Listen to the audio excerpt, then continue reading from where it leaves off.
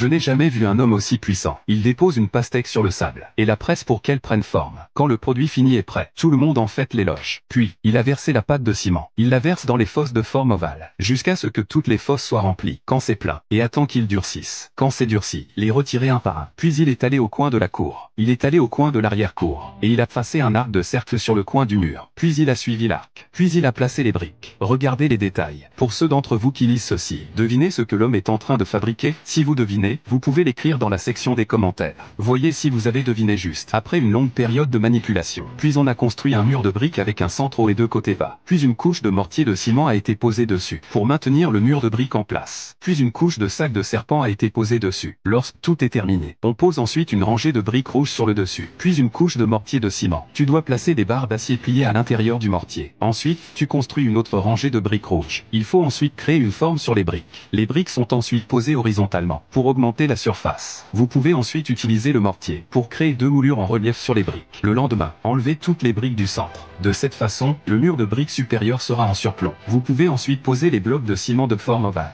Appliquez le mortier de ciment. Collez-les sur le mur. Les deux plus grands blocs sont placés au centre. Notez qu'il est nécessaire d'utiliser un coussin de briques en dessous, pour éviter qu'ils ne tombent. Pour les deux côtés, choisissez les blocs de ciment avec des fissures plus petites. Collez-les. Cela ne ressemble-t-il pas à des dents? Les hommes sont vraiment géniaux. L'homme est très créatif. Les dents du haut sont collées. Les dents du bas doivent attendre que les dents du haut soient fixées. Construis ensuite une rangée de briques incurvées sur le sol. Puis les blocs de forme ovale sur le dessus. C'est la même chose que ci-dessus. Le centre est grand et les côtés sont petits. Bientôt, les dents inférieures ont été construite. Cela donne une bouche énorme. Pour rendre la bouche plus réaliste et plus sexy, il a mis du mortier de ciment. Il a également mis du mortier de ciment sur les dents pour créer le contour des lèvres. Et il a utilisé de la mousse pour lisser la surface. Et fait de même pour le bas. Pour ceux d'entre vous qui lisent ceci, je pense que vous pouvez deviner ce que l'homme est en train de faire. C'est bien cela. Il s'agit d'un étang à poissons. À l'intérieur, 3 murs sont enduits de mortier de ciment. Pour le durcir, pour éviter les fuites d'eau, une couche de mortier de ciment doit être posée sur le sol, pour former une structure complète. Ici, l'ensemble de la piscine est construit. L'étape suivante consiste à créer une cascade.